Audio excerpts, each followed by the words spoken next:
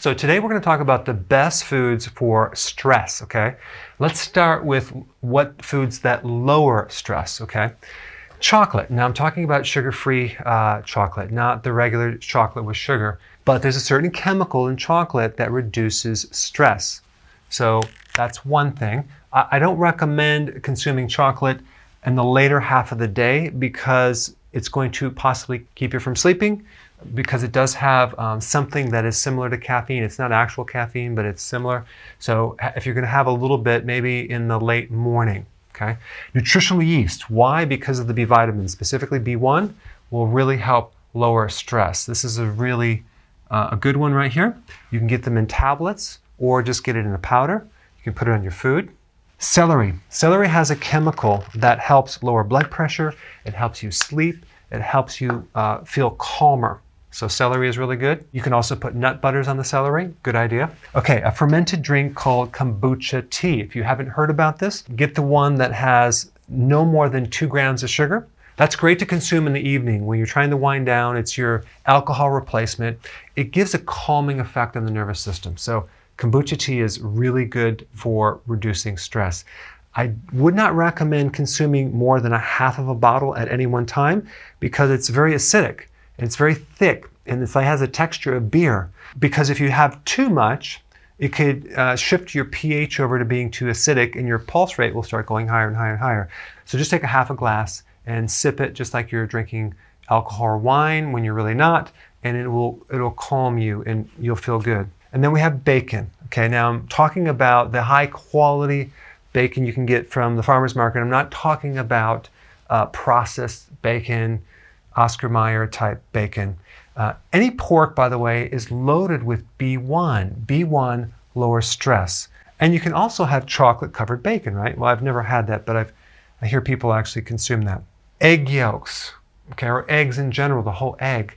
Why? Because certain hormones, specifically cortisol, that help you deal with stress are made from cholesterol, fat. So egg yolks are really helpful in that area. Plus, egg yolks have a lot of other nutritional properties, like choline, for example, which helps with the nervous system and relaxation in general. Asparagus, which is also high in B1 to help lower stress. And it's also going to be a really good fiber for your friendly microbes, which actually will also produce chemicals to help you feel calm. Pecans are one of the best nuts for stress. They have a certain chemical. I'm not going to give you the long names, but it's really good to help reduce stress. And of course, if you actually have chocolate covered pecans, of course sugar-free, that would be a great dessert after you eat. Butter. Everything tastes better with butter. But butter has cholesterol that is a precursor for cortisol that will help in making those hormones. Because one thing that you don't want to do is do a low-fat diet, because you're starving off the hormones that help counter stress. Especially when you're actually sick or you're stressed out, it's best that you consume more fat, not sugar. Because this list are the foods that will increase stress in your body. Number 1, sugar. Sugar will deplete your B vitamins. It depletes calcium, magnesium, and your stress will go up. Of course, you're going to feel better when you consume sugar for about a minute, but then your blood sugars crash and you're going to feel worse. Any of the refined grains, again, will deplete certain B vitamins and stress you out probably 5 to 10 to 20 minutes later.